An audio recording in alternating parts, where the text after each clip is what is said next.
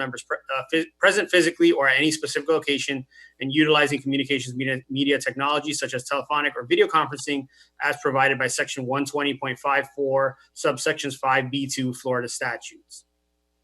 Any person who is a lobbyist pursuant to Chapter 2, Article 7 of the City Code must register with the city clerk and comply with related city requirements for lobbyists before appearing before the Virginia Key Beach Park Trust.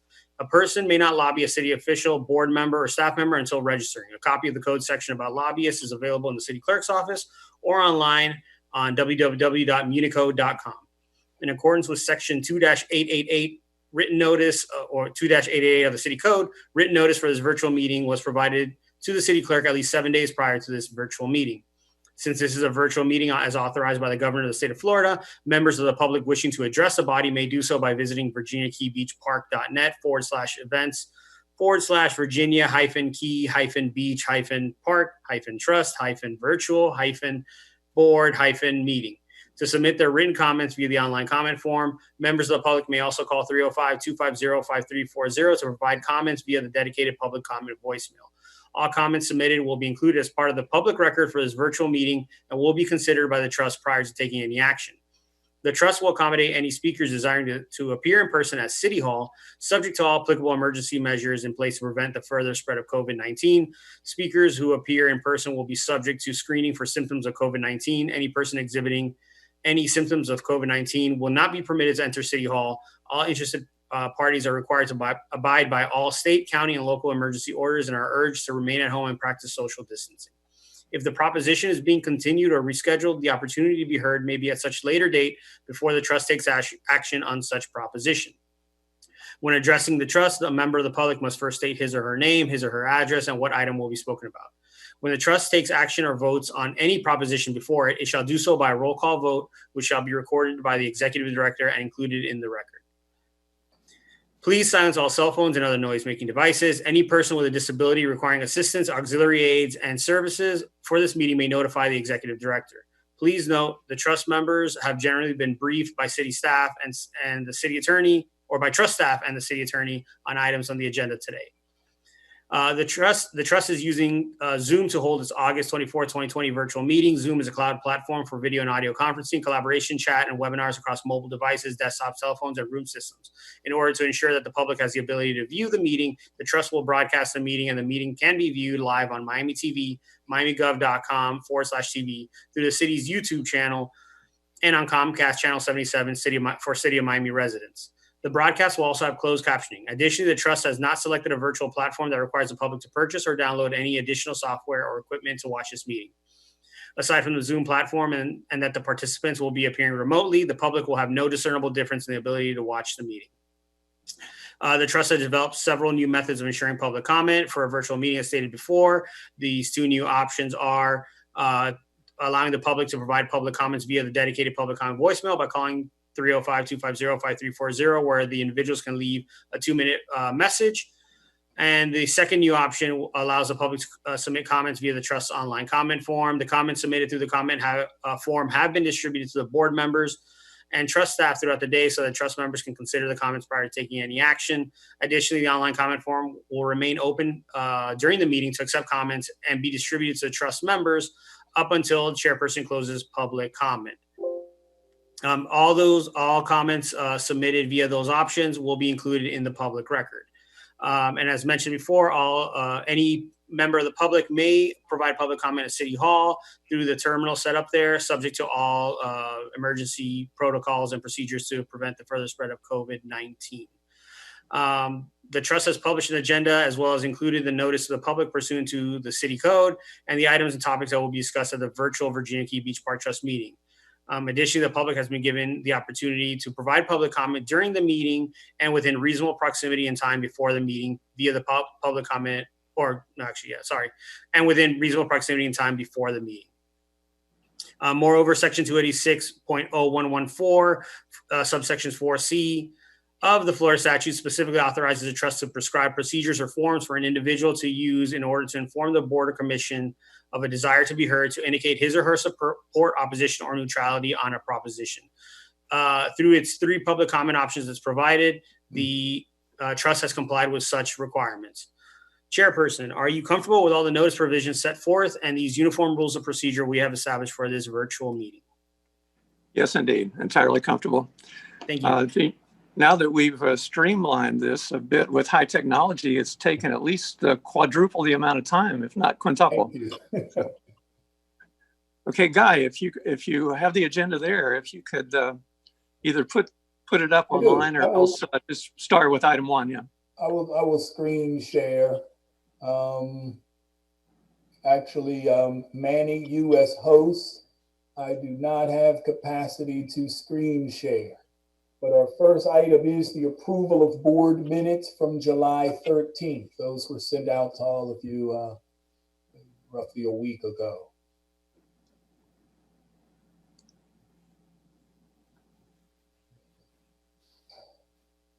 So moved. Do I hear a second? Second. Second. Okay. Any discussion?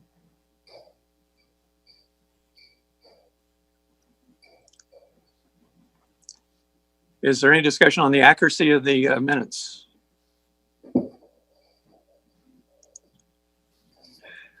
I did have one comment. I had discussed the repaving, and there were some things in there that we really hadn't discussed within the board meeting. But I did want to add that Mr. Range had asked this, what was the source of funding for the project? And I think that should be added to the minutes.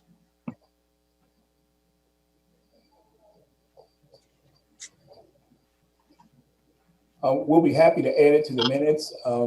Irene, you are muted. Okay, I'm saying unmute yourself, Irene. I'm sorry? No, I'm just saying you were muted. So when you speak, your microphone was muted. Now you're unmuted. You were saying she will add that to it. Yes. Okay, great. Were there any other comments or corrections that anybody wants to add? Okay, we had a motion and a second. All in favor, aye. Aye. Aye. Aye. Aye. Aye. Any opposed or abstentions? Nope. The motion passed and the minutes are now formally in record. Okay, the second is amended. Oh, I'm sorry. Absolutely, yes. As amended, that one amendment. I should know that, right? Because I made the amendment. Okay, Guy, item 2. Item 2, I have here public hearings. Just, I guess that's a confirmation that there were none left at City Hall. There is if you all see on the camera, that podium is a laptop at City Hall, and also a phone number was set up from last Wednesday to take any comments on the agenda. And we do not have any. I don't know if our IT tech is still chimed in, but I know as of just before this meeting, we had none. No call-in items.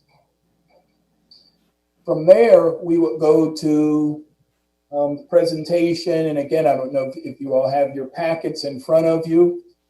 And I do not have screen share. Ketchy, can you hear me?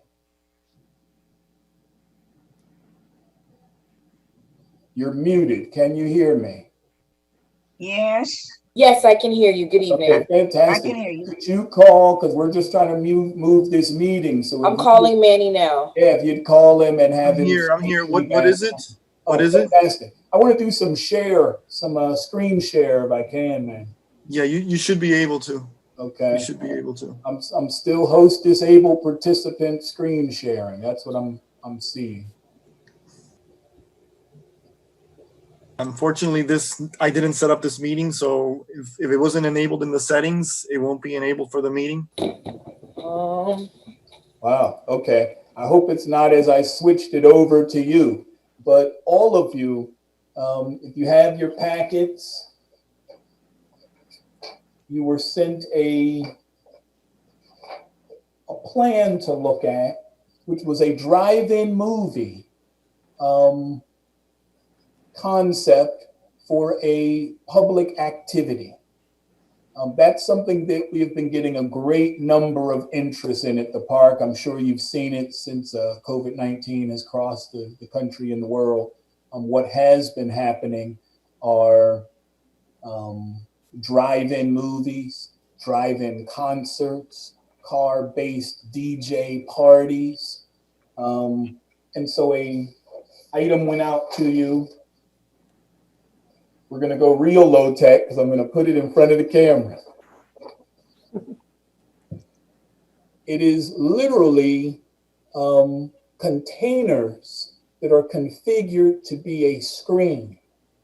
I just wanted us to have some general discussion on it, not a matter of any sort of an action item today, but this sort of falls into an area we'll be talking about for the next few weeks, which is what is the new picture of public activities and frankly, revenue generation for the historic beach park. As we're in a situation right now where the city is not approving a number of different permits, and one of them being for special events. And so please look that over between now and our next board meeting, the next 2 weeks, because that is an item where we would look to have the group that proffered the proposal on to give a presentation for you all to really consider and see if it's something that you might want to go forward. Well, Okay. I've looked over the package and I just Okay. have one major question, Yes. and that is, especially this time of year, what would be the situation if, in fact, we were to go forth with that and we were to have a weather situation like we generally do have around here from time to time, with a hurricane or storm or what have you? Because I'm from my indication, from the looks of it, that it's a pretty massive structure. And so what would be the procedure or what would be the risk of having something out there that big if in fact we were to encounter some tropical disturbance? That question and many others that you all will probably come forward with are some that I had for the group that gave the proposal. In its design, it is a massive structure. We would have to look at the appropriateness of scale on the property and the ability when a weather situation, especially like we're experiencing today, how rapidly it can be brought down in pieces. But larger than that is what equipment is needed to do that. Mm-hmm. Those are some of the issues, and those are things for when you all give it a read and jot down your questions. That's why we would want to have them presenting. Michelle and I have spoken with this individual for many weeks. This is something that when a proposer is as persistent as they are, I do move it forward to you for these kinds of discussions. It is, in my opinion, in its design as it sits today, too large and too imposing of an element on the property. And it has gone through a few renditions with staff. But this is the one that they wanted to move forward because they do want the concept in front of you. COVID-19 has done a great deal of damage to traditional events, but it has opened opportunities for many others. And this is a group that is interested to try to make a move on an opportunity, which is drive-in movies, right on into, and I hyphenated it as an amphitheater type scenario, because they also see some other uses that this structure could have that's not connected directly to movies. And Trustee Brandon, that's something we would address in the agreements. It's similar to, for example, construction permits, wherein if a tropical storm warning is issued or a watch, we immediately tell all our crews to break down everything, right, as quickly as possible, what they can. So we would put some similar language in there saying that in the event there is a warning or a watch of any kind, we would require them to take it down at our discretion. Okay. All right. I think it's a fantastic idea if we can pull it off. But from the looks of it, it's massive. It's massive. And it would take up a lot of space. It would be a centerpiece of the park when you think of something 42 and a half feet tall, Exactly. 80 feet wide. That is huge. I mean, that is huge. It would dwarf the buildings across the street, which definitely aren't 4 stories tall, even with the parking garages underneath. I saw the possible provision for concerts.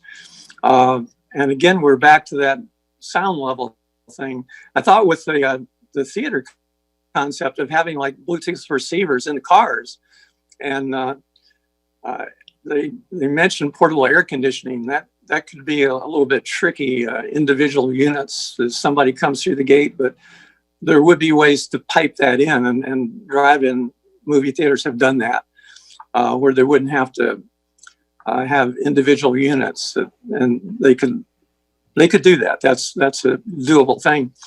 But the idea of the Bluetooth within the car, again, diminishes that concert loudness problem. But if they have a concert stage there, I mean, my gosh, a 42-foot wall of steel is a huge amplifier by itself. I do think in our discussions, we need to set a decibel level for sound in the park, whether it's in the back or the front part of the park. In the front part of the park, it was a real problem for research at the University of Miami. And they were doing medical research. It wasn't just fisheries biology, but that was a real issue. Yeah, if somebody wants to listen to a concert over Bluetooth or something, that's maybe kind of fakey, but something to talk about.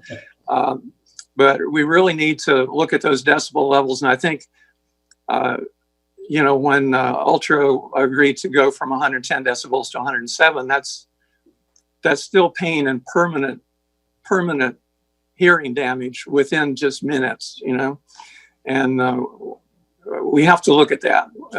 Human health, some events that would, have children attending, and we know a lot of teens have hearing deficits from the loud music through their earphones in concerts. So that's something that will be a part of our discussion for anything beyond showing movies with internal speakers in the cars. Any other comments on that project? I do want to mention one thing. If we can make sure we always have a screen view, I haven't used printers in a long time. I've got a couple of printers and they're just dormant. And so, I read what was sent in the package, but I didn't make a hard copy of it. And so it would be a nice paper savings. And for those of us that have read it in detail, it'd still be nice to be able to project that up on the screen. So I realized tonight there was it's a different circumstance, but in the future, that would be a real plus to be able to have that on screen. Trustee Townsend, we can add decibel levels to the agreement, assuming we move forward with this item. So that's something that's totally doable. And in regards to, the screen sharing, it was just an issue with the settings that were set up prior to the meeting. Right. Schedule. So moving forward, we'll address that. Okay, Guy, next item. Call Mr. Tenney and get him. Guy had to leave the screen for a second. So the next item is the Deco Bike City Bike Rental Agreement, which is an action item from the board. I'm not sure if Ketchy, will you be presenting on that? Sorry, one more time? the Deco City Bike rental agreement. I'll speak to it a little. We're having some technical difficulties with Chairman Tinney, and so I just asked Ketchy if she would solve it. And so let me speak about it a little bit. The city of Miami has had Deco Bike, City Bike throughout different sections of the city of Miami. We have for many years, and many of you remember back in the past, before City Bike was introduced throughout the city of Miami, we had a smaller vendor that did rentable bikes on site, the same solar panel, checkout, app payment. Their systems did not work very well. They were here probably for a year and a half to 2 years, and frankly, it failed. And shortly after that, the city of Miami brought in City Bike, Deco Bike. We lobbied then to try to have it out on the island. It did not come. The city did not want to do that at this time. But we've been, through Ketchy, still being in touch with the Deco Bike folks.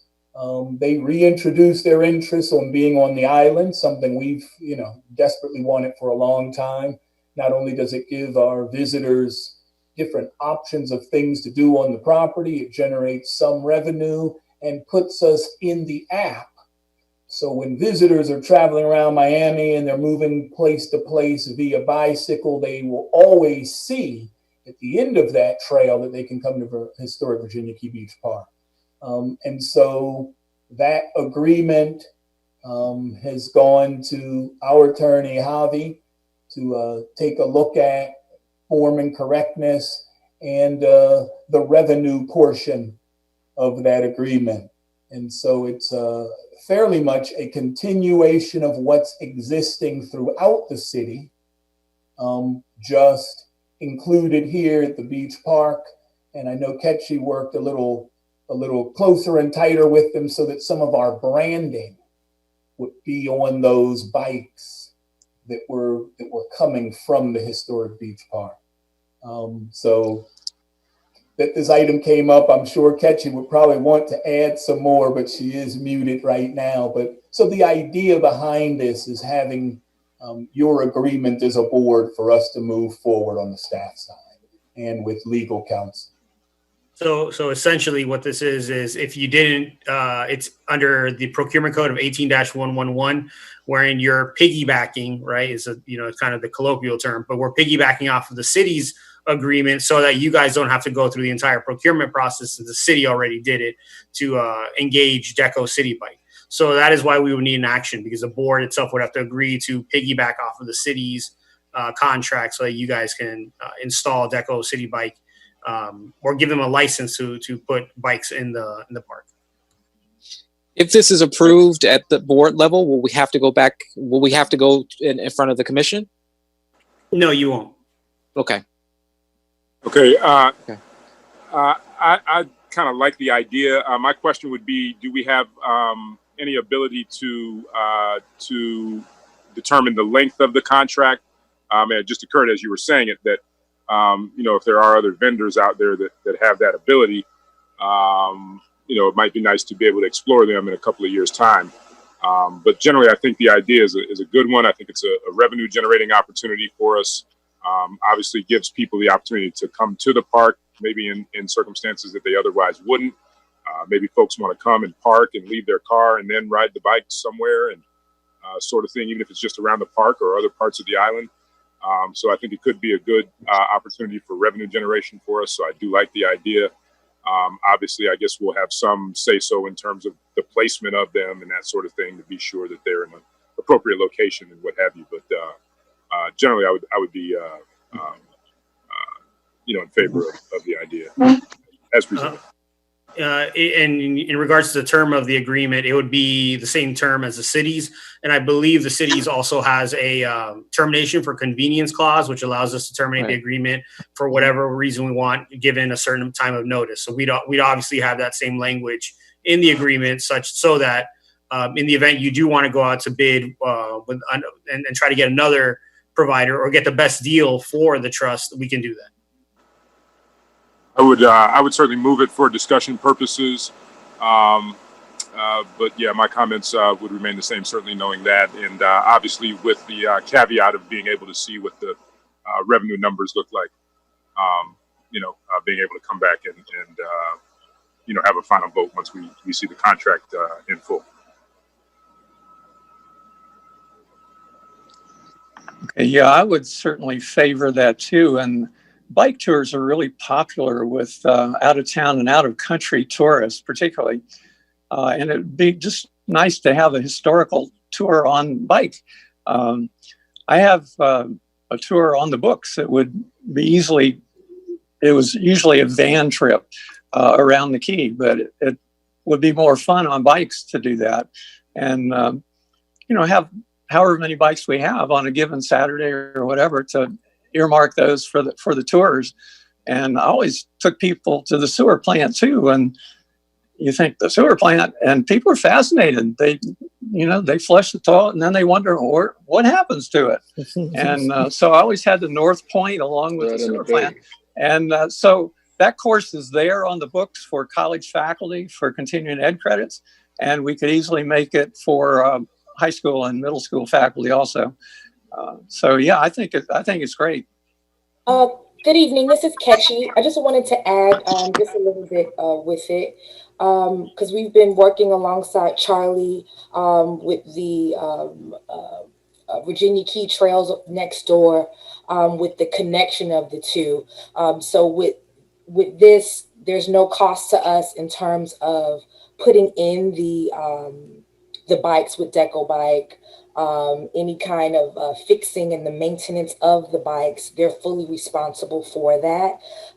So it's no obligation to us in terms of if there are any issues. So they'll be in charge or responsible to maintaining it, as well as us having the location. It's on their routes. They have their own bike clubs, and then extending it to the bike trails on the other side as it connects to us as well. So what's the action we need to take on this item today? Are we voting for the drafting of a contract? So I believe the motion from Trustee Range was to just for discussion, but I believe he mentioned that he wanted at the next one to vote on it once he saw the agreement. Correct. Perfect. Yeah, I'm with that. I think this is a very brilliant idea, and I'm with that. Yeah. Javier, is there anything that's time critical on this contract?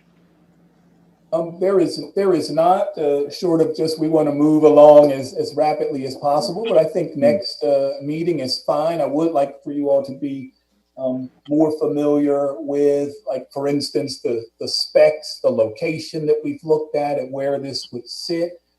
It is 20 bikes and the size and scale of that rack, again, to the location where we want to put it. And then, of course, the revenue, as Trustee Range spoke of, and probably also, having Ketchy elaborate more in a document to all of you the branding opportunities we would have, because it really will allow us to get in the circles of many of those visitors, especially the out-of-town tourists that want to use public transportation, Uber and bikes to get around and not necessarily rent a car. But then, of course, coming to the park, leaving their car and journeying around the island itself. I think there's a great opportunity in bike riders on the island and then going down to Key Biscayne. And I think we can be a source for that before every other place has it also. Okay, I would recommend everyone review this before our next meeting. And I wish all of our concerns were this easy to deal with. I mean, to me, it's pretty much a slam dunk. So, I welcome such problems as this, So, yeah, take a look at it. And even in the startup period, if it doesn't generate much of a profit, it is a real goodwill thing. You know, it's just something that we should be doing, using alternate methods of transportation and kind of a laid back way to take a tour. I'm not as worried initially with the profit. It's just getting it out there, and it's a good thing, a service for us to promote. There's something additional for people that are coming to the beach, an add-on.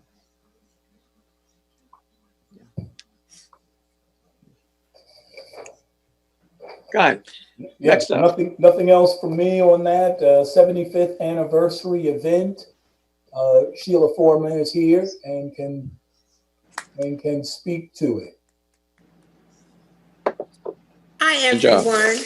So yes, the virtual film exhibition and cocktail party. So far we have had over 400 views of the different pieces of the event. It's primarily being hosted on a video hosting site, especially because the main event is 1 hour and 27 minutes when you put it all together, and that bandwidth just requires something a little bit special. I did try to, went through many challenges because it's an enormous monster file. It has 78 videos, and many of them are videos within videos.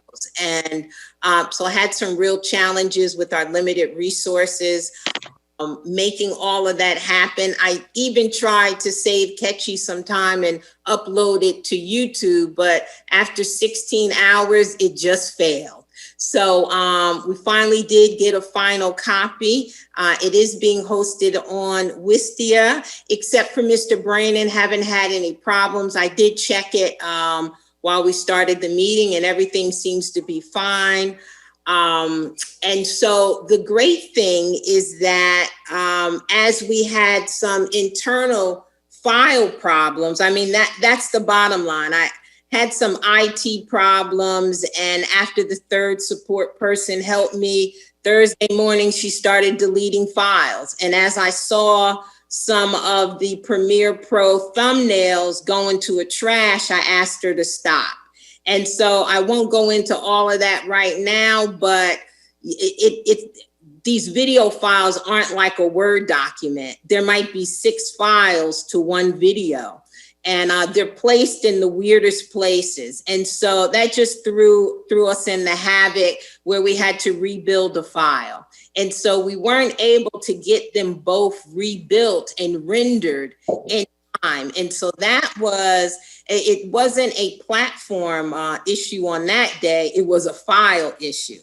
And so now the project is complete, and we're getting really great reviews. And they even started that night because, the good thing is the world doesn't know what we expected them to see. And so it's been very positive, and getting requests now for the documentaries. I hope that we would have a plan on how we're going to distribute them, create a buzz. We've even talked about an educational component to it that schools could use along with just the video, providing them with something. So we'll certainly be trying to identify grants for that. And we created 23 new donors through the event. And also too, with the Unsung Hero tribute, it was 70 people, but actually, I think it was 53 that actually made it on because they responded, let us know, so on and so forth, that they wanted to be involved. And, have gotten some positive response because although they might have known about the park, they didn't know. And so now that we've engaged this new audience, they're showing some interest in providing us some support. And then also too, with the documentaries, it's a great point of using them to market the park. And as people get to watch them, they learn more about the park. That gives us more engagement. And the same thing goes with the 1 hour and 27 minute show. haven't had a chance to meet with Guy and Michelle to start brewing on, how do we move forward? Mr. Tenney has proposed, and I'll just deal with that now because it's more in this report than it is in the development report about Club 75. I don't know the activities Mr. Tenney is interested in, but I think that this is a great start as we continue and just begin this year of 75 of using maybe the hour and a half, the event along with the gift, as part of your $75 donation for 75 years. And then whatever else Mr. Tenney wants to build in, that becomes kind of the gravy and the icing on the whole thing. So the great thing is we didn't have an event, it's over and boom, it's done. It's really just the beginning, and we have a year at a minimum that we can continue to utilize the assets from this event to create greater awareness, spread some great historical information through the documentaries, cultivate and gain new donors, and make some money at the same time. And so I did just quickly want to go over a couple of statistics because it was really interesting. So we have the hvbmp.org site now. And so obviously this event was enormous for the site. So in the last 30 days, we actually had about 2,000 page views. And obviously the number one was the virtual exhibition page, but then they coming close was the home page. And then they went to About and News and Updates and Eco at the Park and the museum. And so it was great that people just didn't come to the site for one thing, but they stayed there and they looked at other things. And so that is absolutely what we want. And just for information, 51% of the people are accessing our site by mobile devices. So it'll be important for us to continue to be able to market and make sure that we're optimized for mobile devices. Wow. And that's it with this part of my report. I did have a question. You mentioned some of the Premiere files were being deleted. Was that just deleted off the timeline? They weren't deleted, right? Off the timeline? No, they were deleted off my computer. It's I want to explain, but at the same time, it's that whole techie thing. So I was having major problems with my computer. So different support people come in and different people are doing different things. It's remote. They dial in. I'm trying to say, wait a minute. 2 other people have been working on my machine. We moved some files. Don't. She said about it, and then it just created a big problem as pieces of file were missing. It kind of corrupted the whole thing. So we had to just rebuild the file, which was an enormous process. Right. Yeah, we just want to protect those files because you just never know down the road what's going to be a golden piece. It's an outtake today, but 15 or 20 years from now, like with the Wilson Archive, things that they felt were unairable back 50 years ago are just precious at this point. So in terms of quality, YouTube is really low quality, but if we're shooting at like a 4K or maybe even above nowadays, to get a real polished pieces on Vimeo and some of those sites that really are geared more to the higher quality video, that would serve us well too. Have nice tight documentaries, but are future proofed by being at least 4K. Okay. Okay, good evening, everybody. I'm finally on. It took a while. I'm sorry I missed part of the presentation. I will say that Publix Supermarket, which seems to be the meeting place for such conversations, somebody did see me and mentioned to me that they got a chance to finally see the completed program. And it turned out that it was one of the the unsung heroines. So she was pleasantly surprised to see herself in that.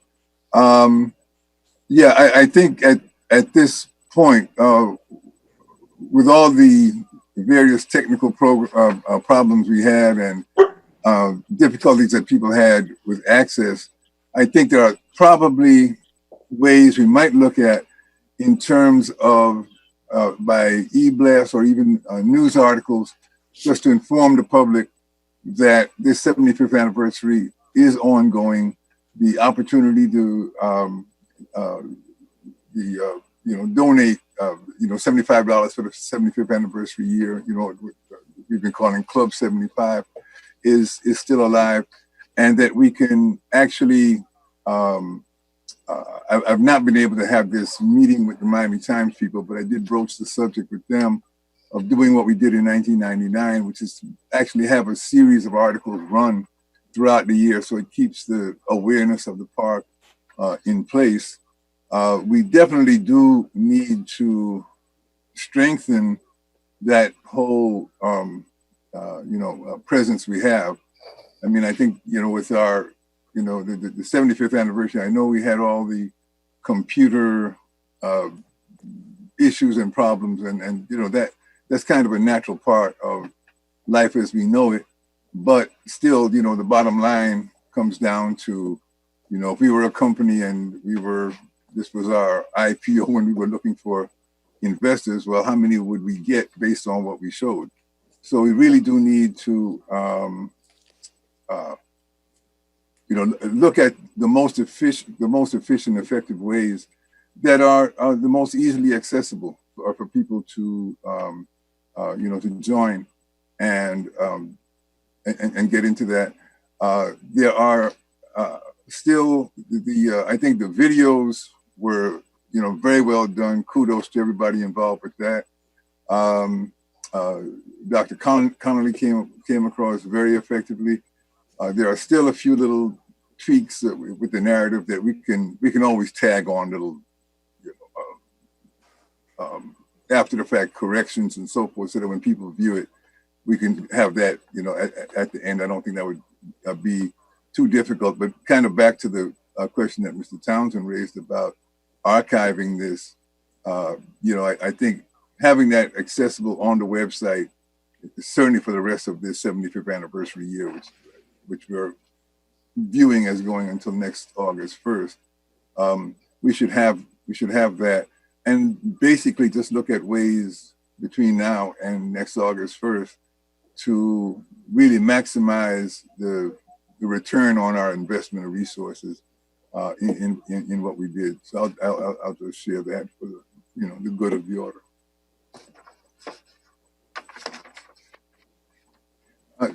Any other comments or questions about the 75th anniversary? Any ideas about this?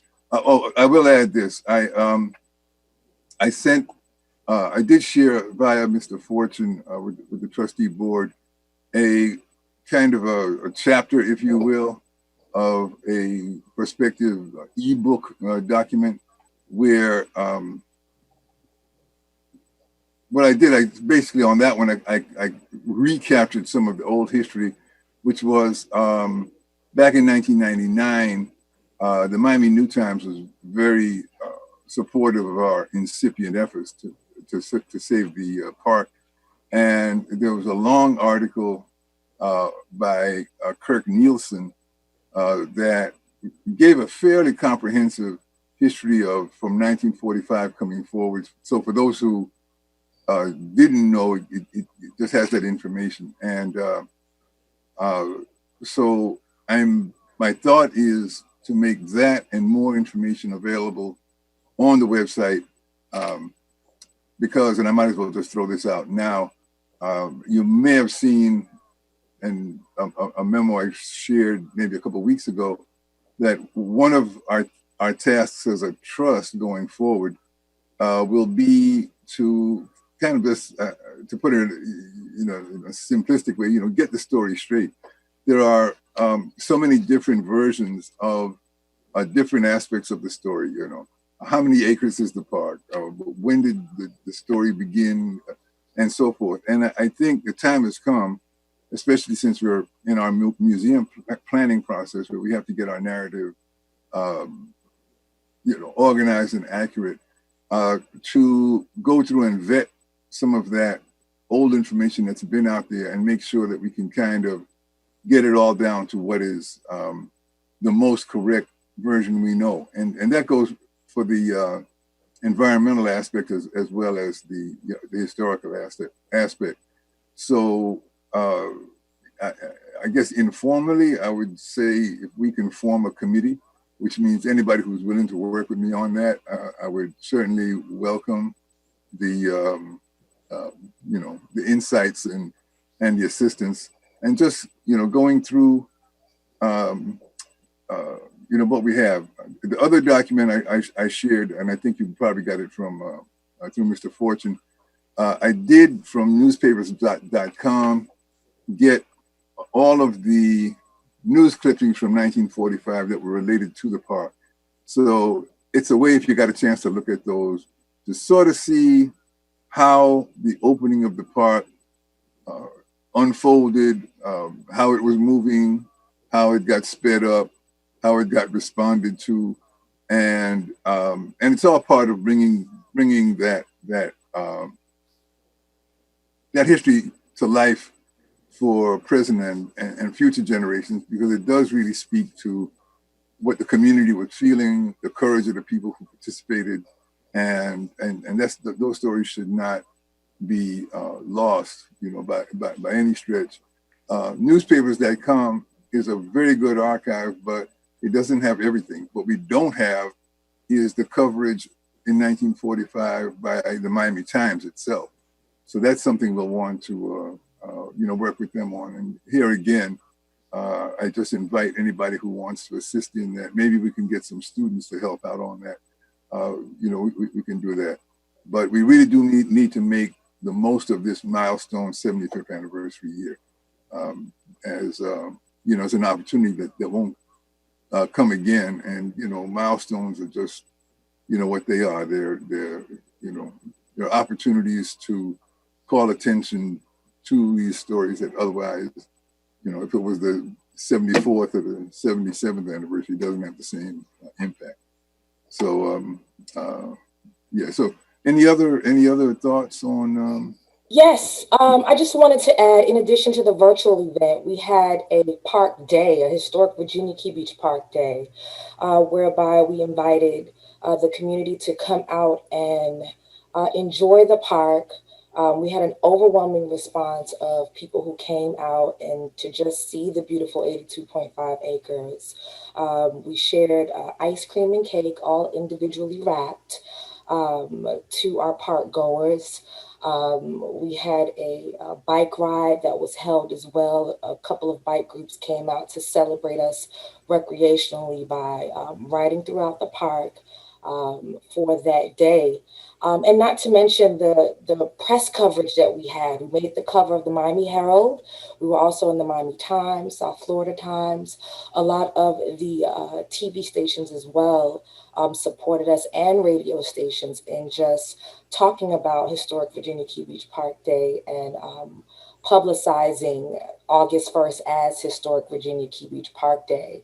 And some of our national partners, Ocean Conservancy, Invest Miami, Going Over Town, a lot of our media supporters did stories and op-eds on us as well, just talking about the day and what it meant to Miami and people from Miami, and as a whole to the civil rights movement as it relates to the South. So in addition to the virtual, we had something physical, but with them working hand in hand, it allowed people to come out and really see the physical space and what it has become since 1945. Thank you. Well, I'll just throw in one last point too on that. And here again, I'll commend Ms. Foreman and the other members of the team with our backpack drive for children in crisis. That too is part of the 75th anniversary. observance. And we want to make sure that in the course of the year, we give that due recognition, because that really brings that whole community heritage right up to today and tomorrow. So, we want to just collectively be mindful of, all of those various aspects. If there's nothing more on that item, I guess. Yes. There was one comment on a tiny thing, just a few frames on the video. In our early days of the trust, we talked about welcoming people rather than a lot of "thou shalt not," these red signs, restricted, don't go here, don't go there.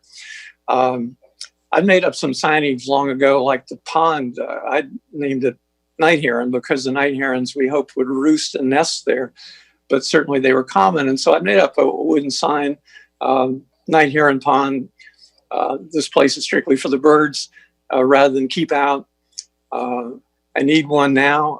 Don't kill them with kindness, cute animals on there, but also have the state statutes where it is a misdemeanor.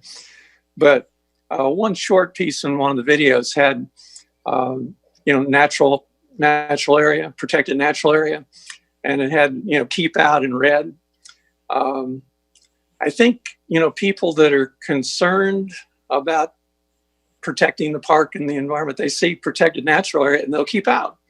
The scofflaws, they don't care if it says keep out in red, So that didn't make it into the final videos, but just wherever possible on signage, if we could be positive and kind of friendly. Yeah, excellent point. And like you say, that's one that goes all the way back to our starting days, that we really wanted to have that as part of our this ongoing policy, how we reach out to the public, how we interact with the folks who come to the park, and use the word please or where it's needed and so forth. So thank you for that. Jane, can you hear me? Yes. This is Maud. I wanted to capitalize on the backpack project that you're working with. Perhaps you need to tap people such as Larry Littles and Zoe Morning and some of the Dolphin players to actually advertise it or play it up, or try to communicate with other resources to gain or get monies to purchase the backpacks for those children. So don't let that project drop. It's an excellent project, and school is now opening, virtually, but this would be a way of the distribution to go to various homes throughout the county for the children as they begin their studies. Yeah, it's agreed. I mean, it's really such a significant program, and it dovetails very nicely with some of the conversations we've had in recent months about how do we carry this beautiful Virginia Key story kind of out into the community where the good things that are happening at the park can be extended. And again, I definitely commend everybody who was involved in identifying those agencies. I think Miami Bridge was one, a Center for Family and Child Enrichment was one. What was the name of the one in Little Havana? It was Hope for Miami. Right. Hope for Miami. And when we talked about the fact that there are so many things that happen. We're hearing about politics. We hear about so many things every day, but under the radar, what are children in foster care going through? And when I talked to Dolores Dunn, who heads up Center for Family and Child Enrichment, you think about a child, who a parent gets Baker acted, and you're just thrown into such chaos and crisis, and having those personalized backpacks. I mean, it's just showing that somebody out there actually cares, about each child personally is extremely meaningful. So the Club 75, fundraising $75 for the 70th anniversary year. I commend the creators of that idea. that is one that we can actually say supports the backpack program. Yeah, Ms. Foreman, I think you wanted to say something.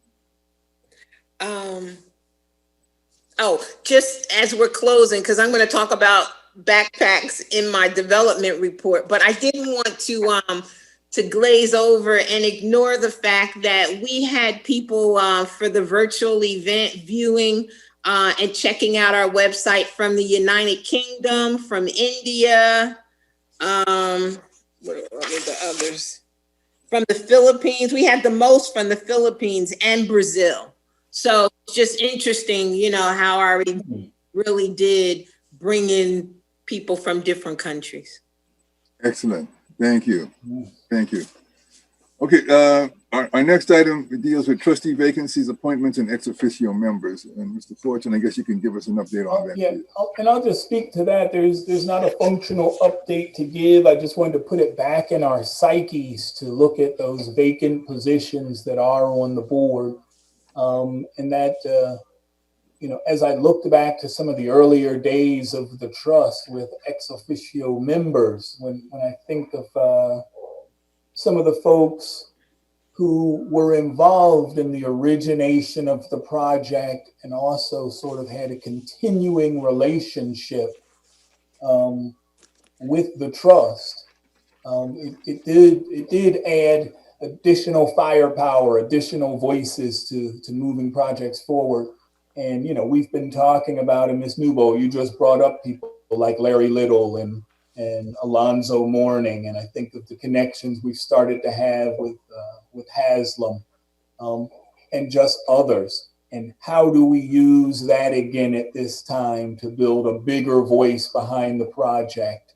You know, maybe some other individuals out of the arts community or the environmental community that would stand along with us as we move the museum project forward. So I just want to get that back in our psyche. I mean, COVID-19 has kind of put a suspension on a great number of things we were working on hot and heavy, and one was filling vacancies on the board. So I just wanted to put that back before us so that we can go back into that process.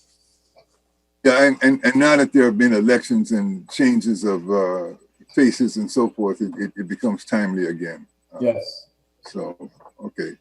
Okay, if there's no further on that, we'll move to the trust reports, and the first of which is museum planning and capital improvements. And under that, we have the museum planning process. First bullet item is the $150,000 transfer for historic Virginia Key Beach Museum Park Project Consultant, the scope of work and RFP, timeline and update. And I hope everybody had a chance to review the latest version, the draft of that RFP, and weigh in on that with any changes or corrections. But Mr. Fortune, I'll let you take it from there, please. I will, and I'll just briefly, the city and the county met on the 12th. And the response from that, speaking with Jocelyn, the Office of Capital Improvements wanted to start their discussions with Michael Spring and Cultural Affairs on moving forward. I put in this item the $150,000 transfer because that is something before COVID-19. There was the approval from this board for that transfer with the understanding if it was needed to jumpstart things to move rapidly, it was in place. Chris Rose, the budget director, then said, hey, I don't need that at this time to move things forward, created a B number for the project. And the process for the RFP language has continued on. And I think all of you have seen different versions of that moving to a final design. And with that was this meeting with the county and city. I haven't gotten the finished report from that on exactly what progress and understanding was made. But I do know, Keith Carswell, who was part of the mayor's office, now part of the manager's office, to my understanding, is looking to interact more closely with that process. And I just say that is we want to make sure that the timeline continues forward and that the direction that we want to see the project go in that selection of consultant stays in our sphere.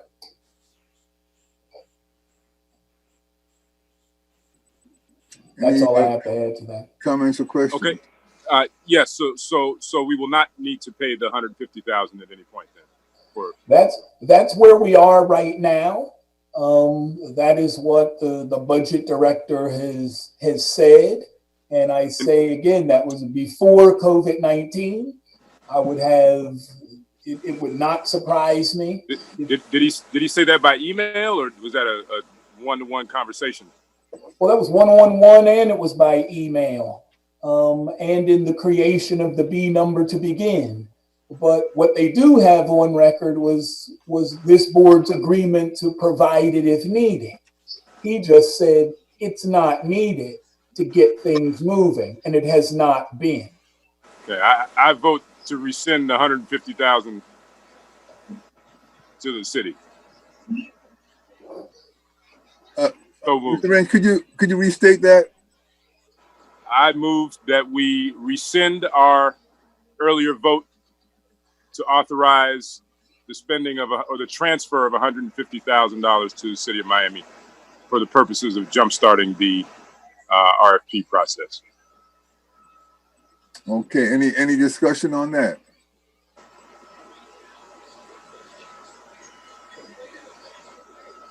I second that motion.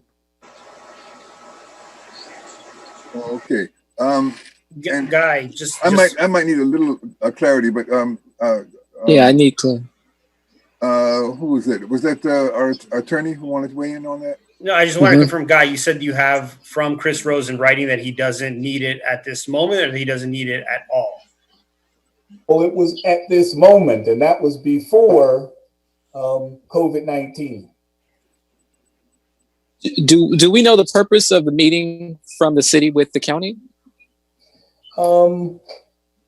It was a meeting that I wanted to be physically at, and they did not. They only wanted the city and county to meet together to my disagreement. Right.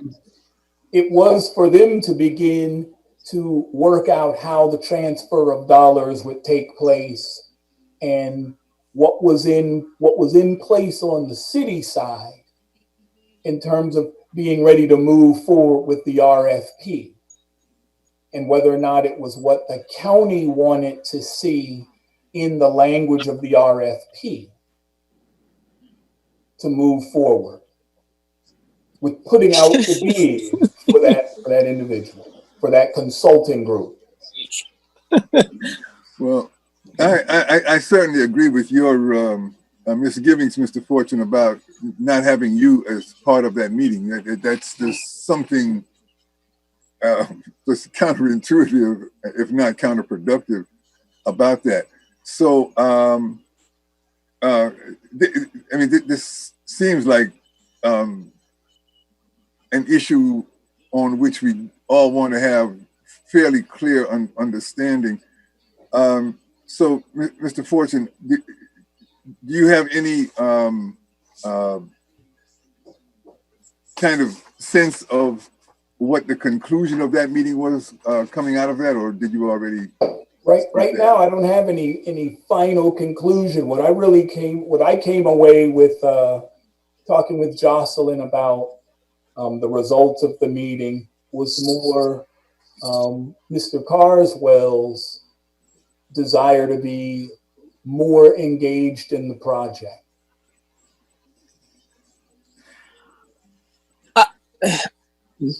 Yes, Mr. Jackson.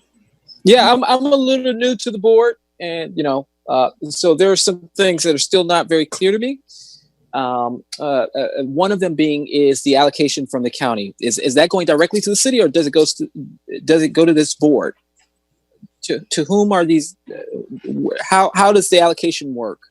It Are goes we to the at that city. stage? It goes to the city. It goes to, it's a, like an, I don't know if interlocal agreement is premature phrase, but it goes from, it's county bond funding, and it would go to the city. The money would go to the city because ultimately the city will be the one physically constructing the museum through the Office of Capital Improvements. Right. Through the Office of Capital Improvement. Yes. So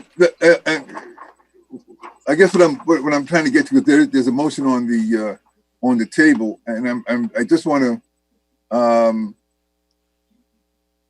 have some clarity as to, is that a motion that we actually need or are best served by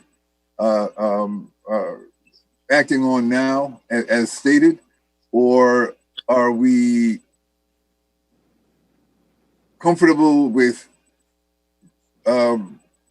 until we know more, or do we need to protect ourselves by having such a motion? I'm trying to get just a sense of that. So any further insight anybody can share would be. Yeah, I'm the maker of the motion, and the reason that I did it is, obviously because of what Guy said, but also because, we have budget hearings coming up, so forth.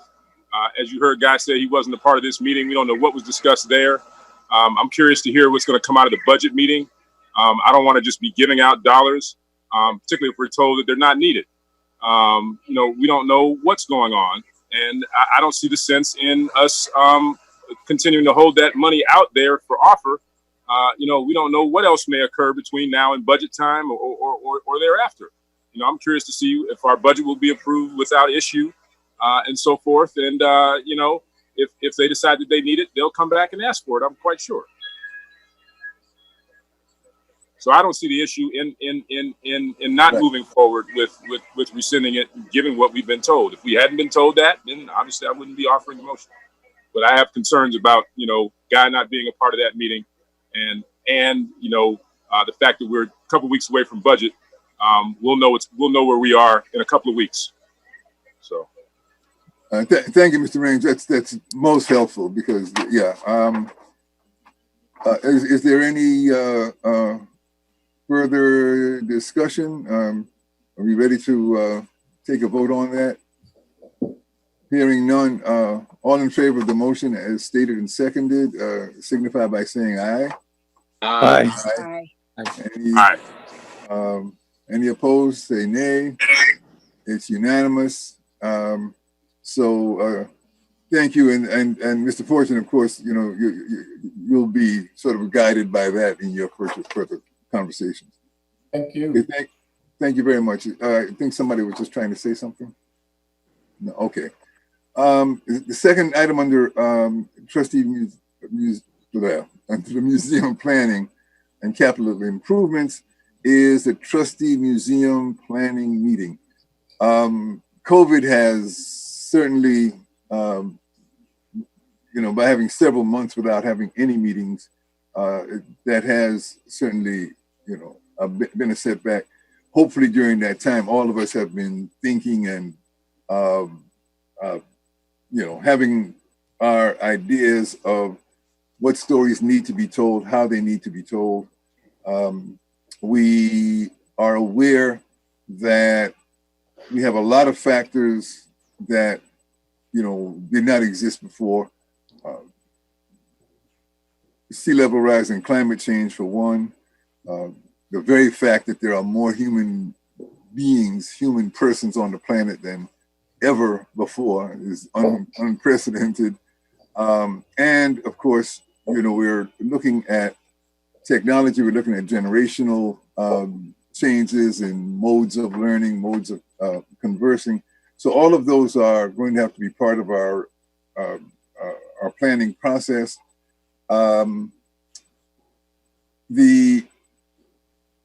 We'll probably have to do this as a Zoom meeting, which is maybe not the most convenient way for something, because when we talk about museums, so much of what we want to share tends to be hands-on. But we we are resourceful. We can deal with this. I would like to see when in September, I don't think that's too soon, we can do this. Are there if anybody would come forward with any dates that are particularly good or particularly bad? Mr. Range, we know for you that Saturdays are kind of a non-starter. So day or evening, what day of the week, for how long? And I think once we have a date, we can set an agenda for that. Certainly we'll want to be talking about the progress of such as the progress will be or already is regarding the RFP. And again, I know I shared, my comments on the draft of the RFP. I really encourage all of us, as you look at that, if there are just, there are no, as they say, there are no foolish questions. There's any reservations, anything that we see in the language that could possibly be a red flag, let's point that out. But I think our main task still comes down to what will the museum be saying and how will it be saying it? We know in general terms that we're creating this, as far as we know, first ever on the planet, unless we just consider traditional cultures where our social history, our natural history, our cultural history, and our recreational history, if you will, are just a seamless experience. And so there are some stories that we've mentioned in the past. Mr. Townsend, you've mentioned, the need to really drill down into 1945 and really get a grasp of, what that year was like and how that drama of getting the park open was. And you also had, you made that presentation that I always allude to with the square foot of turf and how much life is in it. Others of us have mentioned special features like having a shotgun bungalow, because that is such an iconic African-American house and ubiquitous, and it's been traced back to the African motherland. We talked about the very special role of the laundresses known as washerwomen, who were so much more than just washerwomen, as we know. We talked about the historic African-American neighborhoods. We talked about the connections to African-American beaches around Florida and so forth. So I'm bringing those up just to kind of stir the pot and refresh our memories. And so if there are any others, and I'm saying, like, even right now, any ideas that anybody might have come up with fresh that we can all, take home and think more about and be inspired by. Well, if I may, I would only want to just speak to what you brought up, September, just some of the dates that are there now. We have our next board meeting the day after Labor Day, which is September 8th. The other meeting, the 21st, is a Monday. We, of course, we're in a different paradigm with the Zoom meetings. So all of those dates do have to be reconfirmed. September 10th, Thursday, is the first budget meeting, which we were just alluding to. So that is the 10th. So think of that as a special date. And the trust, as one of the outside agencies, is at that first meeting. On the staff side, just let us know the date so that we can put in the staff support. The big questions are whether or not it is a Zoom meeting, or if your desire is to try to hold it in person. I would just need to know those things, especially if September is going to be the month. And just from a scheduling standpoint, I want to make it clear that I know you had mentioned, Saturday was off limits, but there are no weekend meetings. We're going to do it virtually because there's staff required to broadcast the meetings. So they won't be available. So it can't be on a weekend. And additionally, just to let you know, the current governor's order that allows us to have virtual meetings expires on September 31st, right? Or 30th, right? At the end of September.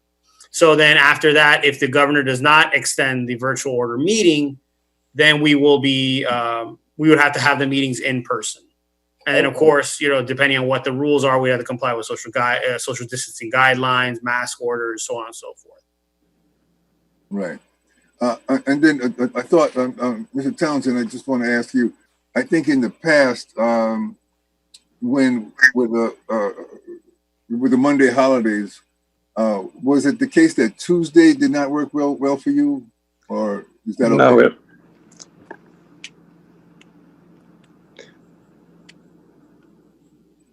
sorry. No, Gina, it was Mark that we tried to accommodate. Oh, okay.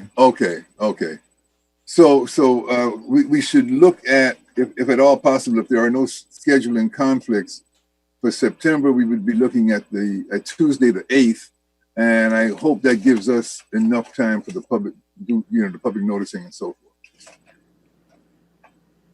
That's for the general board meeting. Correct. And then we will have to select a date for the a museum planning session. Conceivably, I mean, if it's not just too much of a burden on the brain, if we wanted to do an afternoon session on the 8th prior to the board meeting, that could be an option. Or we could look at the third Monday, which is the 21st, which would have been, in the schedule we had kind of de facto established, where we had our second special board meeting of the month on that third Monday. And I'm thinking maybe that might be the option. Is Monday the 21st good for everybody? And I guess the next question would be, if we did that, I'm thinking starting earlier than 6 p.m. if we started just to give ourselves sufficient time to have a meaningful planning session. For the sake of argument, if we said 4 p.m. on the 21st, is that a workable?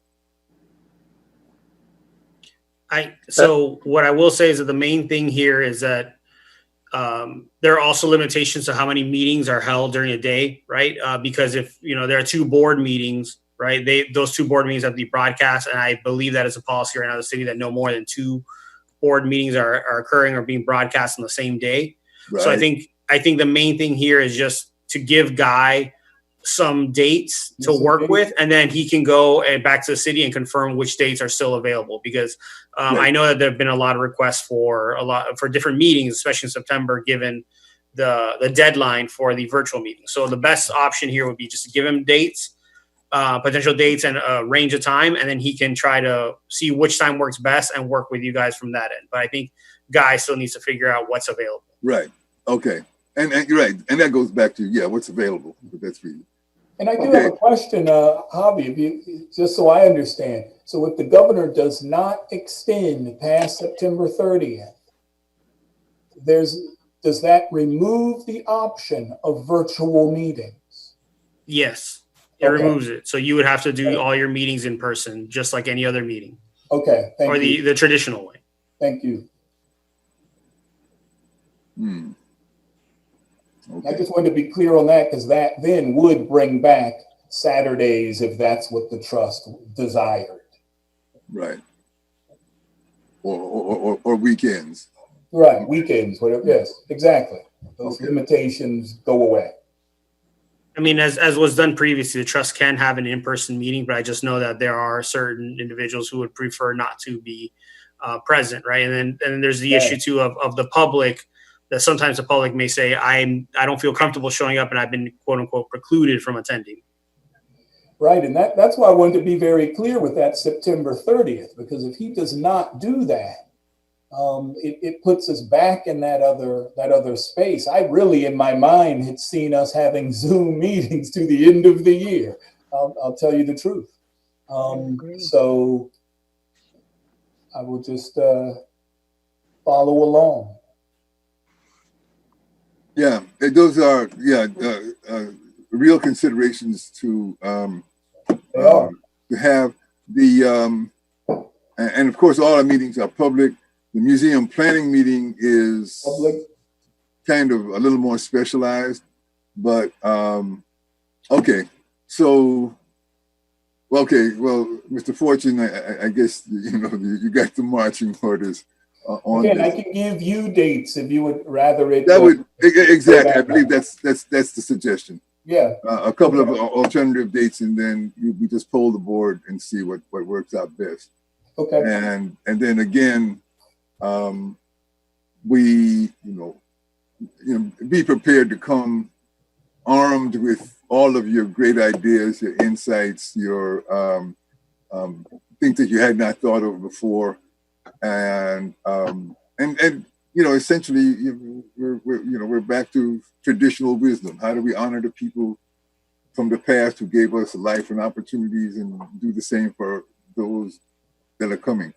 And when we think of it in those terms, a lot of times that might give us just another way of thinking about what's important. Okay, thank you with that. We'll move to events and marketing. COVID-19 influenced special events, drive-in movies, drive-in parties, park attendance update. I think you might have talked on this a little earlier while I was. I did, and I had if some I may- chaotic shots. If I may quickly, and just also in the essence of time, it's just about 7:30. I did touch on this a little. I think we're all still clear that South Florida is in phase 1, which literally still translates to no gatherings over 10 people. Park attendance going through a summer, of course, is down. I won't say that it is absolutely way down, but it is down on the weekends, which were the stronger run. And of course, we ended all 3 of the summer camps that we normally have taking place ended at different times. The YMCA never actually taking place. So attendance on the park has been low, and definitely a revenue generation, in that we are booking no special events, no picnic pavilions, and no other gatherings that may bring together more than 10 people. And so very difficult rules for us to move through, but us, like many other businesses, are doing the best that we can. And I can say it's encouraging how many people do want to continue doing things. They do want to hold weddings. They do want to hold family reunions. They want picnic pavilions. And so I do believe when phase 2 occurs, or any greater freedom in phases 3 or none, all of that interest in the park and that use of the park and soccer clubs and all of that would come right back. People are waiting for that to take place. But it is a changed world, and our need to clean things and function differently will stay in place, a great deal of it, without the phases. I do think there are some things where consciousness has just been risen, and just things as simple as when we have some funding and can do it, we will go to touchless sinks rather than currently what's there. Just things as small as that. So that's all I have on the events. Okay, thank you very much. Nature and environment, we don't have anything listed on the agenda, but I do want to just bring up Mr. Fortune and I, we had a conversation about the fact that our resident crocodile has produced some more crocodiles, and we certainly want to monitor that as what is going to be best for both the crocodiles and the park visitors. I took the liberty of reaching out to some friends in the Native communities, and Houston Cypress, who's kind of been a long time friend of the cause, who is also with Love the Everglades. He was able to reach out to a couple of people, one in the state of Florida Fish and Wildlife Commission, and one person who is the, I guess, the equivalent of that for the tribe, for the Miccosukee tribe. We had a little correspondence. We didn't, I didn't hear any more. I don't know. Did anybody reach out to you, Mr. Fortune?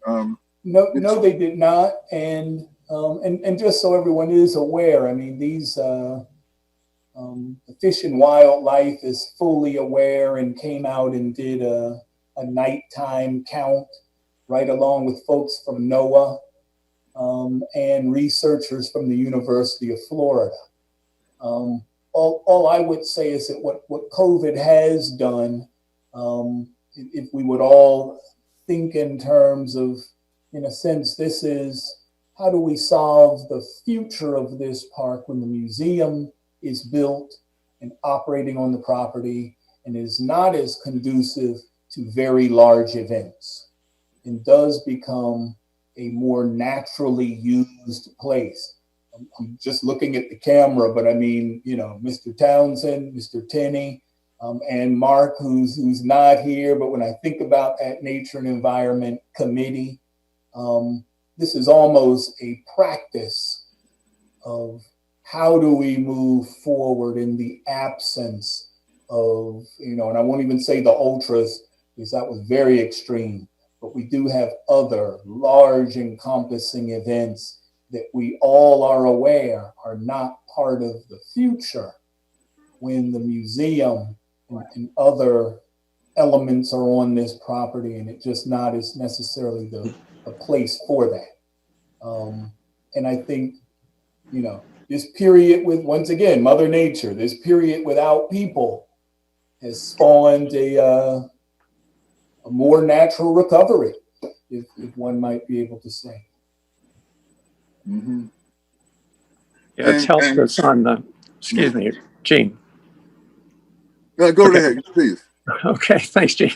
Yeah, it's even helped us on global warming and sea level rise, ironically. Reducing commercial aviation has really cleaned up the atmosphere in a huge way. I wanted to mention mosquitoes. We're well beyond the height of the mosquito season.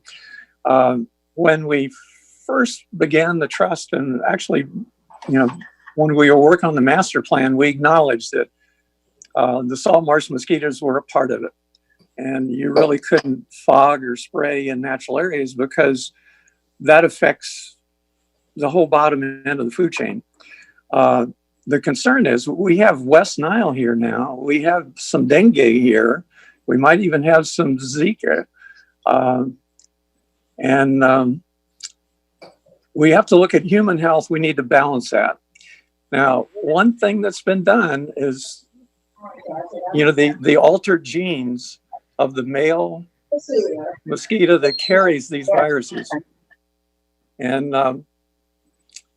the marsh mosquitoes are not the problem. It's these larger daytime flyers that are very easy to spot. You can spot them 10 feet away. They're very distinctive. The city of South Miami, I'm sure at the urging of their former mayor, who's a biology teacher at FIU, they introduced thousands of these genetically altered males to mate with females, and it worked pretty well. It reduced the number of those disease-carrying mosquitoes substantially. Now in the Keys, they're rabidly against this. And I saw last week that they had petitions to residents, and they had 240,000 signatures. Now, when I look at the population of Monroe County, every resident must have voted 3.5 times to come up with 240,000 signatures. But just be aware that it's a controversial issue. It's like GMO foods and all that. Yeah. But I think it's something we should take a look at. And I'd be glad to, you know, meet with the former mayor of South Miami. And you know, the results there were pretty positive. The fear is that you start start altering the genetics of mosquitoes, and then you've created a Frankenstein or some tumble down effect. Right. So we do need to look at that, but it's, you know, it's a real deal. Yeah, and yeah, you know, with that, you know, I think we go back to the fact that, as I like to say, the future is now. In a very real sense, the museum is the park is the museum, and that's already happening. And we're, you know, it's not too soon for us to start even looking at the virtual museum experience via the website, where, and the fact that part of our museum business will be very dynamic, keeping up with those issues like sea level rise and like the one you just mentioned, Mr. Townsend, because, you know, the concern is legitimate. I mean, we've had enough cases in history where scientists do something that solves one problem, but then inadvertently, you know, causes another. But speaking for the whole board, I'd appreciate it, or we'd appreciate it, Mr. Townsend, if you can kind of stay on top of that and keep us, you know, informed on essentially what, you know, how the discussion is going, because at some point it's going to make sense for some correct action to be taken, and if we're in a position to advocate for that to happen, then, you know, why not? So, okay. We move on to audit and budget as our time is winding down. The budget update, Mr. Fortune. I'll be very rapid in this bit. You know, I brought up September 10th is our budget meeting. This is a unique period, but it's also a situation where the budget as it has been presented at this time represents a $300,000 city contribution to the trust. And that's different in that in the past, that contribution was not in the budget. It was something that we would lobby to the commissioners to add in. This is actually in what is moving forward as the recommended budget from the budget director. Aside from that, we will of course begin our basic reach out to the commissioners. I think the entire city is aware that every entity and the city itself is struggling. We were advised to continue forward with our originally submitted budget, the pre-COVID budget. And so, like Trustee Range said, you know, this is a matter of, let's see how the budget process goes. Let's see if there's a sense to approve things as they sat, because the city expects to get back to where it was, or if this is a scenario where every item on the budget will be slashed a percentage or completely, you know, turned upside down. And I think we've seen all of that during the years of operating here with the city of Miami.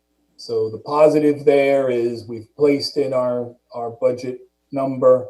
It's anticipating an additional $1 million from the Ultra Music Festival, which the board approved an additional $1 million going to the trust with the Ultra Music Festival taking place downtown. Who knows what kinds of legs that now has in the year that everyone has seen. But we were advised to keep all of those things in our budget as we presented it earlier, and so we have. Guy, Yes. I have a bit of a concern on the Ultra money. As I recall, Commissioner Hardiman really promoted the idea of that going to the museum. You know, that $1 million was for the museum. And we've known all along that museums need endowments. You need interest-bearing endowments if you're going to really successfully run a museum. And money kind of brings money. It gives you, some fiscal credentials there. People are more likely to donate, and foundations and other trusts are more willing to donate. Now we've dipped into that $1 million for basically park maintenance. I would hate for the city to say, oh, well, if you're using it for that, we can dip into that fund for other park maintenance related things. And all of a sudden, what could have been a very healthy endowment can be, sliced away. On that one project we mentioned earlier and mentioned in our last meeting on the repaving, what was the bill on that? It's, I believe it's $110,000, but what I'll do, as we touch this bit, I'll send you, I would not call it park maintenance, but capital improvements.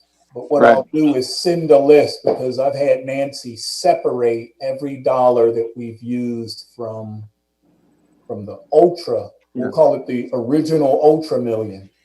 And so what we've done with it. What gets more interesting is moving forward with a budget total, a revenue generation total in September 30th. It will be hundreds of thousands of dollars below what we had anticipated. Right. And we know going into next year has the potential of being hundreds of thousands of dollars lower than what is in the budget, the operational budget number. So we are creating some pretty substantial cuts to staff time and potentially size. And whether or not remaining portions of the Ultra million are then needed for maintenance and operations as opposed to capital improvements. Right, and I'm September agreeable 10th to that. is a big day. Yeah, having dealt with trusts in the past, we dipped into the interest. That was a routine thing, but we really avoided the principal unless it was an emergency. And I could see that we would have an emergency, and there would be a need to dip into that Ultra funds. And the thing that comes to mind is not being able to meet payroll for full-time staff members. To me, that's the most legitimate of legitimate reasons to dip into that. But I was just concerned on that roadway that it wasn't an emergency thing. And once we start construction, they're going to be, flatbed trucks, semis, they're going to be pumper trucks, they're going to be dump trucks, cement trucks, every kind of truck in the world, basically tearing that up. And then we'll have to start over. I mean, in the minutes we got from last month's meeting, it was mentioned that was phase one. We hadn't really discussed that. We didn't know about it. We hadn't discussed that as a phase one. And then there would be, once the museum was established, then the phase two.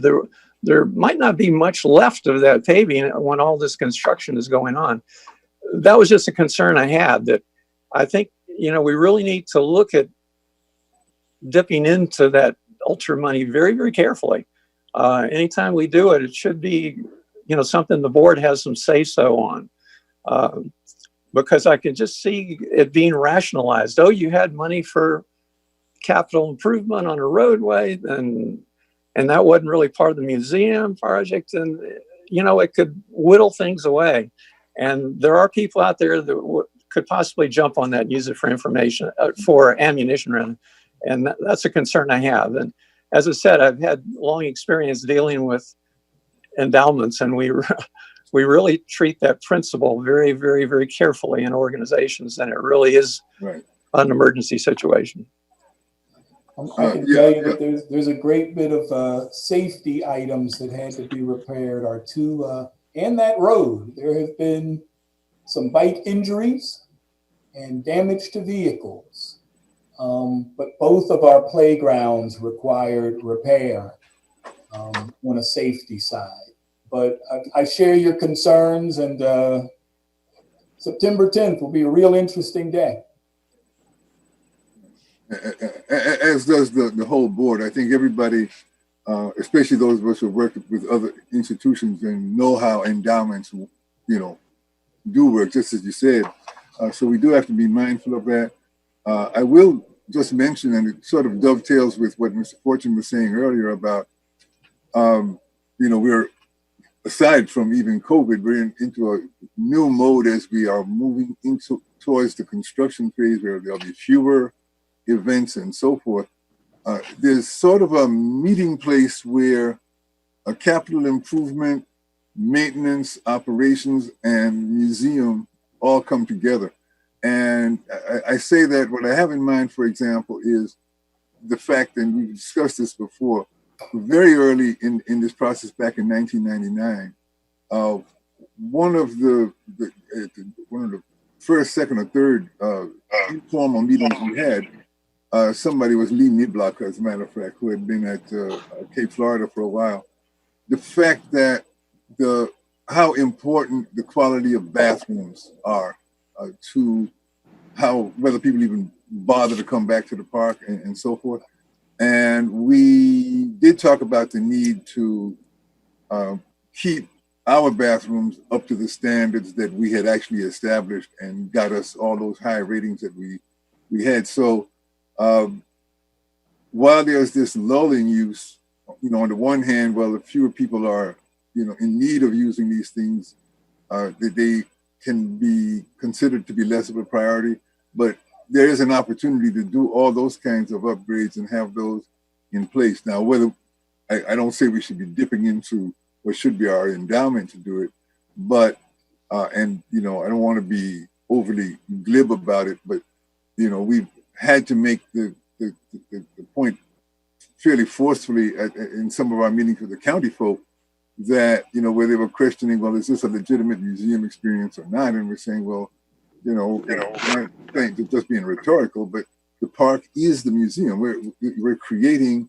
an actual, 82.5 acre or however many acres it is. I think I saw 86.3 as a recent figure. Into a museum experience. So what I'm saying is that our collective thinking, we probably need to sort of create an understanding of just the best use of all those funds in such a way that it serves our mission and the purpose of the park. I think somebody wanted to come in. Okay, Mr. Fortune, the next one is revenue generation during COVID-19, and I guess that segues right into the development. And we've discussed it. I don't have anything to add short of what I've talked about in this meeting. Okay, I will just add the $75 for the 75th anniversary solicitation. From the time I first saw it, I thought it was a really good idea. We won't go into it now, but there are some things I would just like to share, through you, Mr. Fortune. And I know I always feel somewhat guilty adding to your burden, Mr. Fortune, that the fact that with Sunshine, we have to do all of our communications through you.